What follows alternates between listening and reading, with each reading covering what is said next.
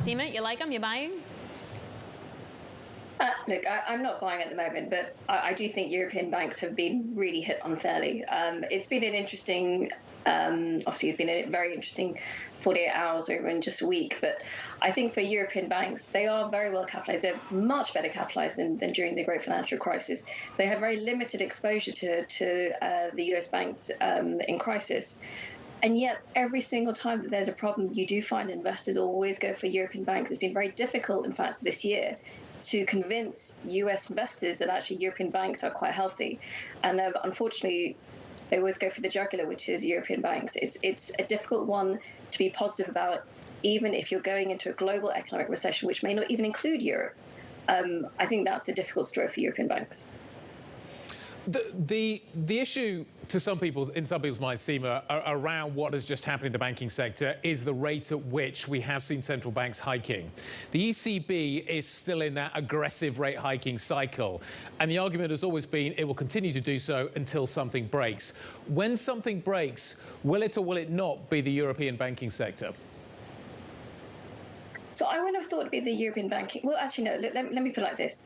I think everyone going into this year should have been aware, or always have been aware, that when you've had such aggressive hiking, not just by one central bank, by global central banks, something is going to break. You know, we know that central bank tightening creates financial strains.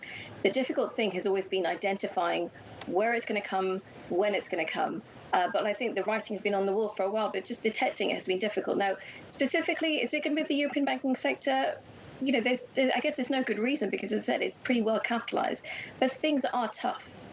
You know, we're moving into an economic slowdown, which I think won't necessarily involve the Europe, but it certainly will be for the US. So anything that does start to hit European banks, I don't know. I think that the ECB this week, they're probably wishing that they were almost in the Fed's position, that they had another week to try and see how markets move on from here. I think they have a difficult situation, but I wouldn't be surprised if they go for a 25 basis point hike rather than that 50. Really? So it feels like Christine Lagarde has been forecasting 50 for a while. What would be the market impact if she went 25? Like, what would that signal to you? Well, and that's a good question. I mean, I think if the risk is if they do go for the 25, having essentially pre-committed to a 50, I think one of the concerns could be that markets read it as, you know, alarm bells, and maybe there's something problem in the European banking industry that they need to be aware of. But again, look, there is, you know, it depends. What happens over the next 48 hours? What happens over the next, 5 hours is going to be very important just to see for central banks of how deep the financial strains are. We've had a great day today, I think. If it's continued to tomorrow, Thursday, then I think the ECB's got green light to go ahead with that 50. But there has to be a moment of hesitation for all of them right now.